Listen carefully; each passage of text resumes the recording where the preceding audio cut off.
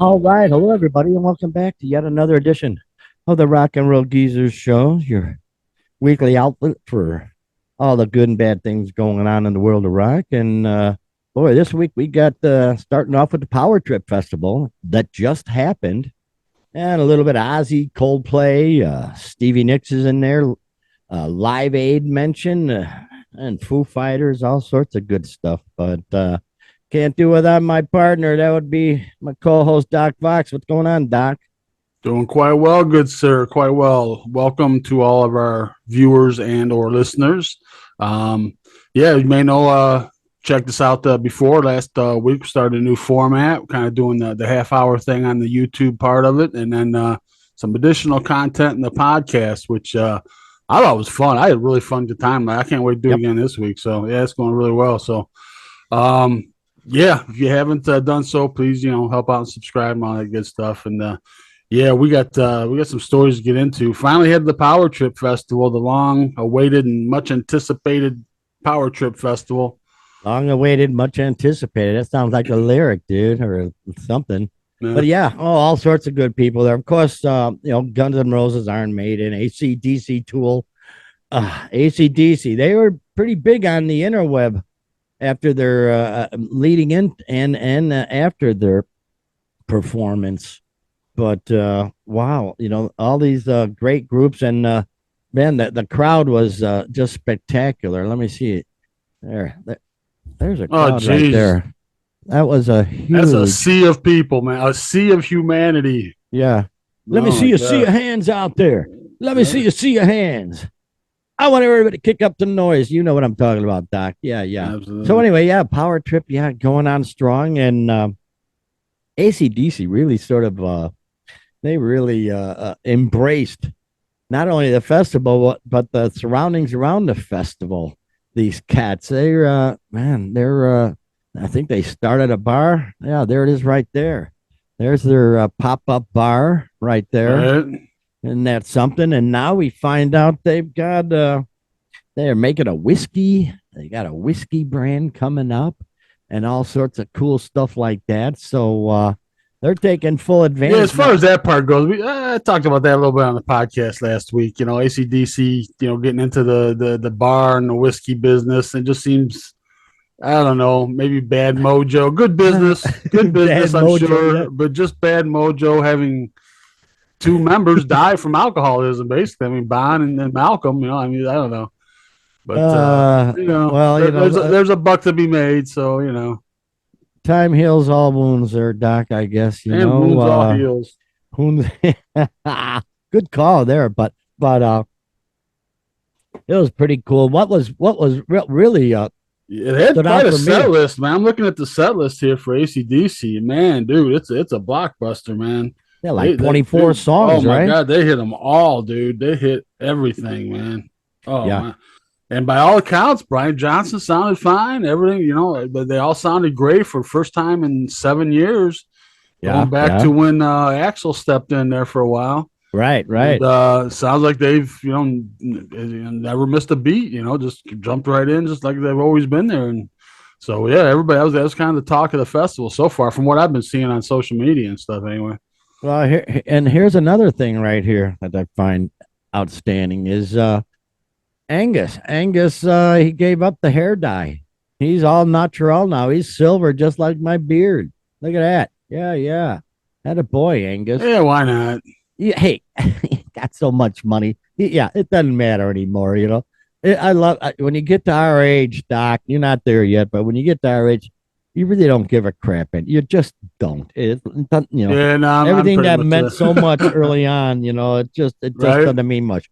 Oh, another thing I saw here. Now here's their set. You can see the 3 high stacks of Marshall amplifier bottoms. Yeah. And then, of course, I see that with. I'm sorry. Go ahead.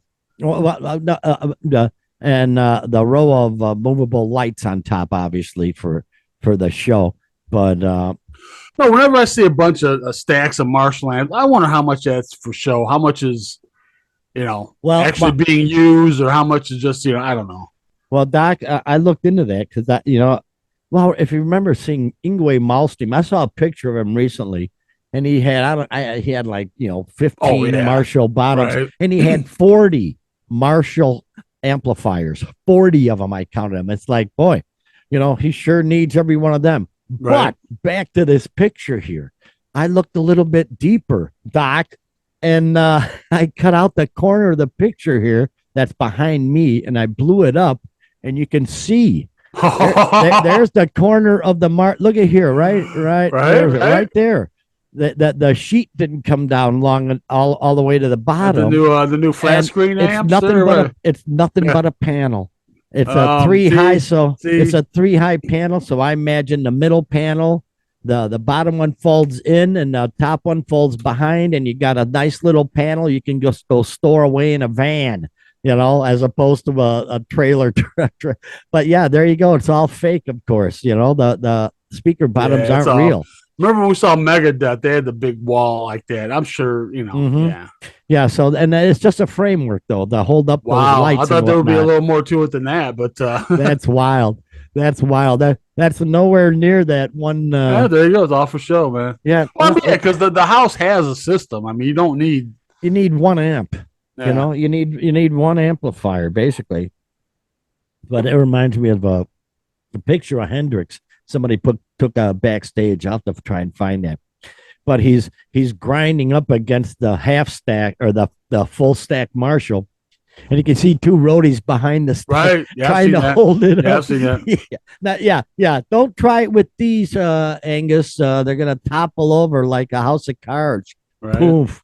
But I thought that was real interesting. It's like, geez, why even bother? Why? I guess all for appearance. I imagine, yeah. But see what else we got from the show. Metallica just finished it up last night. They were the final band, and they, from what I've seen, they had a hell of a set too. Pretty much a career spanning from the everything. They covered everything pretty much. So, I'm sure it was a great show, man. Friday night started off with Iron Maiden and Guns N' Roses. And then Saturday was Priest and AC/DC. And you see the boys from Metallica, James and Kirk. They're out there just rocking and jamming out to Priest and Maiden. They're out there enjoying the show. Absolutely. And then Sunday, Tool. And then, like I said, Metallica finished up the show. So, like I said, AC/DC's first time out in 7 years. Of course, Metallica's in the middle of a tour. Judas Priest. Kind of sounds like they made some new fans from stuff I'm reading on the internet, man. Really? Social media, yeah. Well, they're coming out with new music real soon. They got a new single called "Panic Attack." I don't know if they did it at the festival. No, I don't think so. I think it's going to be brand new next week. They're coming out with it, I believe. But yeah, new music from them. Excuse me. Just reading some of the comments from some of the younger guys. There's I gotta admit, I didn't know much about Judas Priest, but man, so they kind of introduced themselves to a new generation a little bit with this festival. So how about it? Good on them. Yeah, AC/DC played with their new drummer, Matt Laug, while KK sitting at home crying in his bowl of bitterness. yeah. There was KK. Jeez. Yeah, they didn't take to his new album real well. So, but there you go, man. And there's the first big power trip. Don't know if they'll have another one, but I'm sure they will. This seems to be pretty successful. So we'll see what the numbers are when they come out. And now, isn't that the one that Ozzy wanted so hard to play at, and he was trying real hard to get to, and all that stuff? Yeah, Priest ended up subbing for him. Yeah. Okay. Right. But so and he's still swearing he's going to get out there at some point. And you can look back on past episodes when we first talked about it. I said from the get-go, Ozzy will not make that show. And, not patting myself too hard. I mean, it's pretty obvious, but no.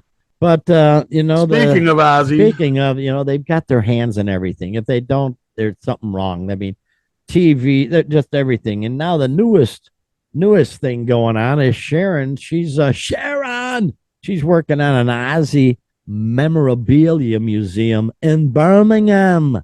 How about that in good old working class Birmingham? Yeah. There's plans to open a museum of Ozzy Osbourne memorabilia in his former hometown of Birmingham. But apparently he's collected a lot of crap. She got to put it somewhere. So Yeah, yeah. It kind of surprises me they're doing it there. I mean, you think if you're going to do it as a tourist draw, you would do it in L.A. That's where they've been living for a long time. But Right. no, they're taking it back home, and they're gonna have like all of his awards and instruments he's played, and just Stage clothes, yeah, posters, clothes, old all this, everything, posters. yeah, everything he's got basically. It's all Yeah. gonna go into this museum. So Yeah, Sharon says we're going to do it totally interactive. Every video, every live show of Dad's, everything's there. She continued, talking to her kids. It's more of an educational thing for musicians and artists that want to see that you can come from nothing, and if you work hard enough, this is what you can get. All wiped out, stoned out, and drugged out, I guess. Yeah. But they're going to have a cafe. We're going to have a cafe, and we're going to have every instrument you can think of. So music students can come in, and we're going to do music classes because there's no music in school anymore. We're going to get friends, other musicians to come in. So, they've got a big plan on that. And yeah, yeah, it all sounds real good, but I don't know how they're well, gonna be doing music lessons, and I mean, they're in Birmingham. I mean, it's not like God, I said, like it's not like they're in L.A., but there's I'm sure they music still in do a our lot of good. classes. Yeah, There's yeah, can't do music anything in wrong our with it. Yeah. classes. Yeah, our schools have music. So Oh yeah. I'm sorry for them, but yeah, apparently they're she hasn't done enough. So and yeah, if Ozzy gets Yeah, it back almost seems playing, like a was museum of some sort was kind of inevitable. just Maybe like himself, a museum. would have thought maybe posthumously, but why not do it now? Sharon, boy, she's nuts. Here we go, Live Nation in the news Oh my again, man. This is gosh, a doozy. this Holy is smokums! Yeah, this yeah. it's We've the all heard of story of the week Coldplay. here. Yeah, we all heard of Coldplay. My least favorite band, by the way. Coldplay come on. I cannot switch that station fast enough, man. I can't Yeah. stand anything about them, man. But anyway, be that as it may. Well, yeah, they're suing well, actually they're counter suing their former manager uh just 2 months after he sued them over a contractual dispute. And this is a doozy. The band claims that Holmes owes them damages of over 14 million pounds, which is basically $17.1 million, and alleges that he took out two loans from Live Nation that they had no knowledge of, the band. Now, wow, they claim that their manager Holmes borrowed 20 million from the promoter in 2015 at an interest rate of 2.72. That choice interest rate, and then another $10 million loan in 2018 with a 2.72 interest rate. But the band says, to the best of our knowledge, Mr. Holmes used monies obtained by the loan agreements to fund a property development venture in or around Vancouver, Canada. And they add that they believe that the Vancouver deal was profitable. The problem, well, this is so convoluted and complicated, but they're saying that Mr. Holmes was only able to acquire the loans totaling that amount because of the fact of by virtue of his position as Coldplay's manager. And what they're basically saying is that he mismanaged one of their tours, and they lost a ton of money because of backdrops that were too big and computer lighting that they couldn't only use for a couple of there's a whole bunch of bad business decisions. Yeah, it's on the Music of the Spheres tour. Right. And it says he took out two separate loans, one 20 million and one 10 million. And I guess it did just before the tour, costs were escalated and they needed more money than they thought and everything, which apparently must be fairly commonplace for them to be able to get loans like that. You never see this side of the business till something like this comes out. Wow. But, and to go to Live Nation is what they're like the mob, man. Yeah. They own everything. You got to go to them for loans. They're like loan sharks. They're like, we just talked about that last week with the how they're squeezing out the little guys, making the policies they got going on with that and everything. You go back and check out that episode, but that's a whole thing. But, when the band was negotiating, they're like the mob, man. Yeah, when they were negotiating with Live Nation to put that tour together, they're basically saying that the fact that Holmes owed them $27 million put them on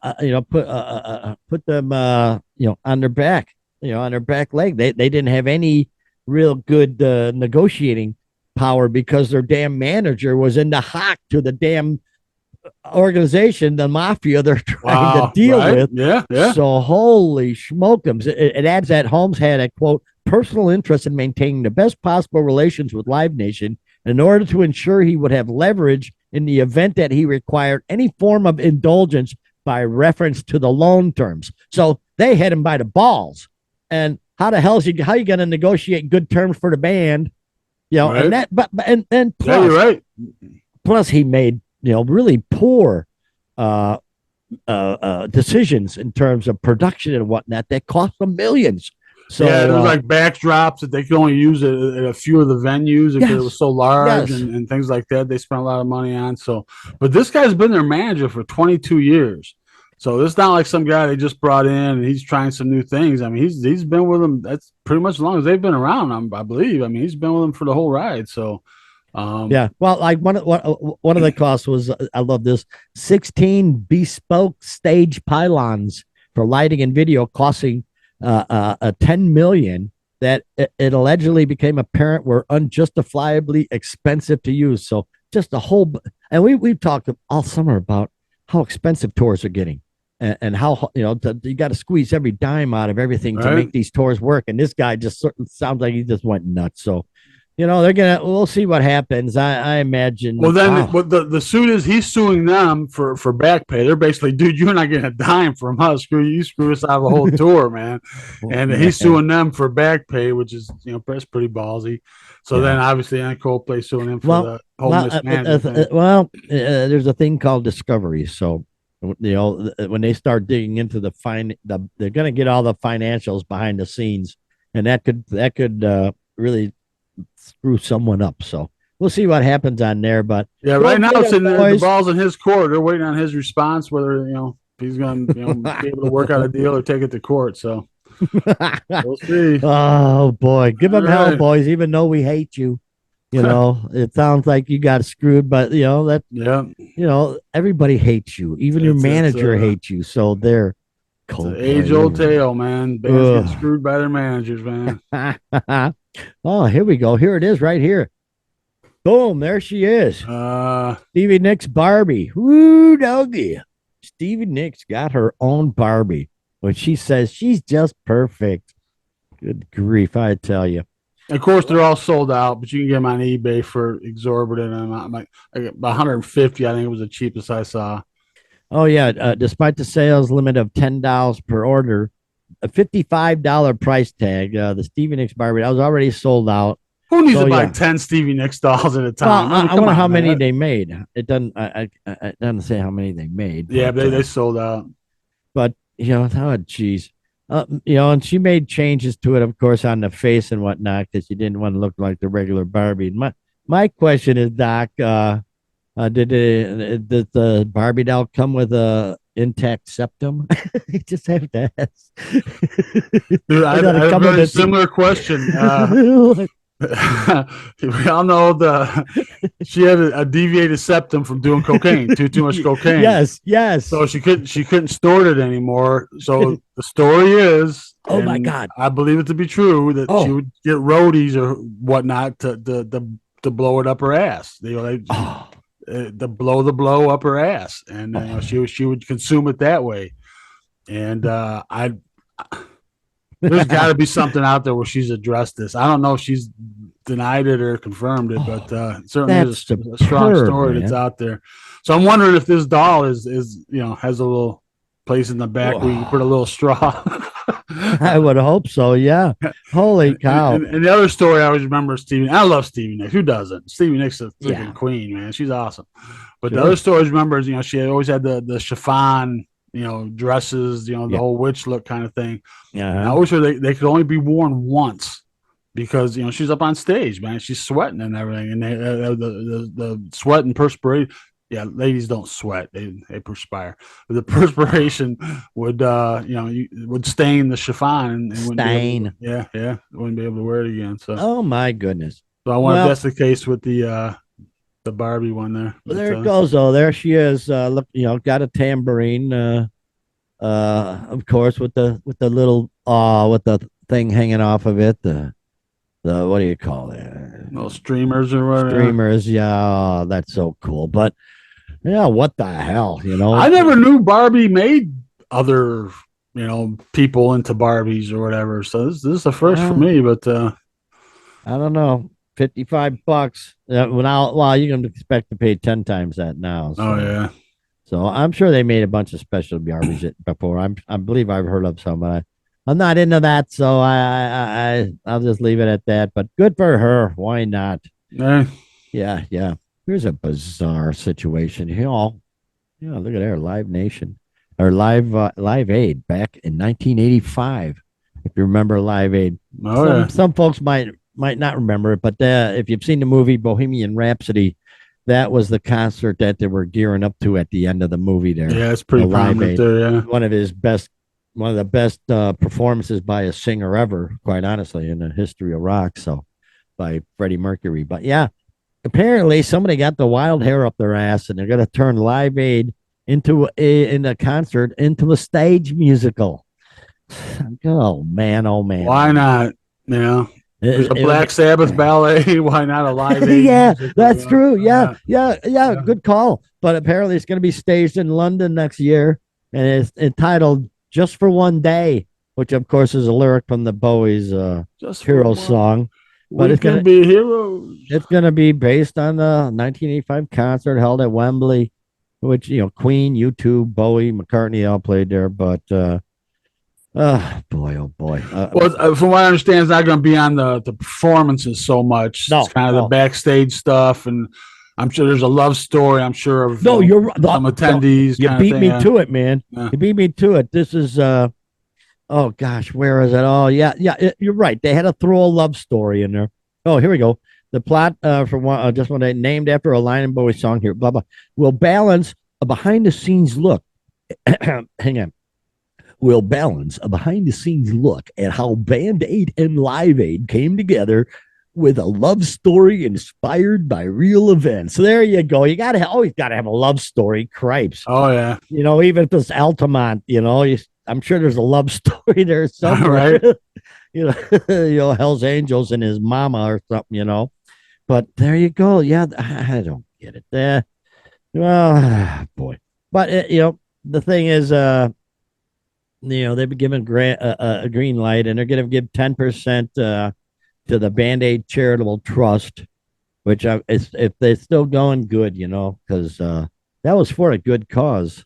Well, it seems like it'd be more than that just for using the premise. 10% doesn't seem like very much, but yeah. But no, the live aid. They had one in the States and one in right. Yeah, one at Wembley and one at RFK Stadium in Philadelphia. Phil Collins was at both of them. Right. Yeah. Right. He performed in London and then hopped on the SST, the supersonic back when we still transport. had the Concorde. Yeah. Got his ass over to New York or whatever, and boom. So yeah, that was pretty cool. But yeah, and of course he was the fill-in drummer on the Zeppelin reunion they had there. So I guess it was a disaster from what I've heard. It was totally it was kind of just slapped together. It was very So there we go. We can expect to see that in a theater in England or London. I don't know. It's sort of nutty. But they'll turn anything into a freaking musical. So crying out loud. I'm just looking for popular pop events that everybody can relate to and have some frame of reference, and then they throw their love story in under that that premise, I guess. So oh yeah, dig that. Kind of lazy writing, but whatever. Well, here we go. Here's a sign of the times. This is not good. I don't know who Blind Guardian is. I don't know, but just the this is a timely article. Yeah, they're a metal. I don't know. There's so many different subgenres of metal. Right, I don't know if there's symphonic metal. Maybe I don't know. From Germany, they are. Yeah. Yeah, I knew a guy I used to work with got into them. But they had a Tel Aviv gig, and obviously they've had to cancel it because there's war going on, man. So everything's sort of shut down over there in Israel, for crying out loud. Yeah, Tel Aviv. I think they've even shut down that airport. I'm sure they've shut everything down. Boy, can't we just get along? Can we give peace a chance, for crying out loud? Jeez, this is just such bullshit. all the people of the world could all get along with each other, but we got leaders who are jerk offs. You're right. And they're the leaders of the Yeah. reason we don't get along. You're right. We let these powerful son of a bitches do this to us. And here we go, So well, for their own greed, man, have us all at each other's throats, man. We're gonna be hearing a lot more sad stuff coming from that part of the world, area of the world. So, yeah, I don't know. I'd be curious. They pulled out. Blind Guardian pulled out. It wasn't like they were told, "Hey, no more shows." So that's what I wonder. Are there other shows being done in the area? I would hope not. Is everything just kind of shut down? I would think so. Yeah, I would also. Well, they've called up all the reserves, like 300,000 reserves. So there's not going to be anybody be in the clubs anyway at this point. So they might as well just shut her down, and you got business to take care of. But geez. Yeah, I thought it was ironic. Blind Guardian's label is called Nuclear Blast. Yeah, that's a yikes. Yikes indeed. So there you go. There's a screwed up start of the world. Well, we gotta end with this story. I'm sorry. Where is it? Where are they? There she is with Foo Fighters. Shania Twain actually played with Foo Fighters at at the Ohana Music Festival. Yeah. I love you, Shania, but no, don't play Foo Fighters. No. But this is the weirdest. Or no, no, that not at the Anaya. She played with them somewhere else. But at the Ohana Music Festival, while the Foo Fighters were playing, there had some kind of medical emergency up in the front row. Somebody's having a medical emergency, and so as what happens a lot of times on shows, Dave Grohl stopped the show, but then this is so bizarre. Yeah, so bizarre. He whips out a version of "Stairway to Heaven," an impromptu version of "Stairway to Heaven" for whoever's having an emergency. I'm thinking, wait a minute, are you hoping the son of a gun dies or what? What the hell is that? But while performing at the festival on October 1st, they whipped out a short cover of "Stairway to Heaven" during a break in the set as a member of the audience was receiving medical attention in the pit. And Grohl said to the medical staff attending to the audience member as he played the song's opening riff, "Did you figure this shit out, or do I have to play Stairway to Heaven? Because I'll fucking play this motherfucker. That's right." What the heck? Where did that come from? Were they staged or what? It just seems so odd. It seems so odd. But that he went there, here we go. The band went on to play the song's first verse before they were notified that the audience member was cleared and that they could get back to their set. "Is the situation figured out? Thank God, because that's a long ass fucking song," Grohl said before diving into the best of you. Oh, well, they probably slammed some Narcan into him or something. It seems like you can buy that in any vending machine next to the Butterfinger now. For crying out loud. God almighty. Yeah, slam some Narcan. Okay, he's back up and at him. "Okay, Dave, go for it, man." What the hell kind of weird ass crap is that? Yeah, it's like, we've kind of, I don't know, grown accustomed to him kind of stopping shows and addressing stuff going on in the crowd and everything. So it's not unusual for him at all. But to go to, "I'll play Stairway to Heaven," don't make that's the oddest reaction from him. Yeah, you should be concerned. Say, hold it. Let's make sure this person gets attention. Is you okay? Okay. No. Maybe you should have. "Hey, dude, you're at my show. Let's play Highway to Hell." It's like like threatening. "Don't make me play because you need help. Don't make me play this." I don't. There's some disconnection there. I don't. Yeah. He's playing Stairway to Heaven. What, you hoping to see his spirit rise up as he dies? It's just the weirdest thing. But that's Dave. Yeah, he's Dave he can do what he wants to do. But oh man, hey, if you notice, Doc, my eye's been all messed up, man. I got another. I told you last time I wore sunglasses, but I said hell with it this time. Every now and then I get a freaking eye infection in my right eye, and I was able to read everything. So It's all good, man. It just Yeah, comes with being a geezer, yeah, dude. you got to quit looking for love in all the wrong places, man. Oh, yeah, I'm getting them there viruses and bugs and whatnot. Ooh, wow. But in any case, man, it's been a great show. Another great show. Another snappy show there, Doc. So Yeah. I'll tell you what, why don't you let them know what's coming on and the podcast and take us home, man.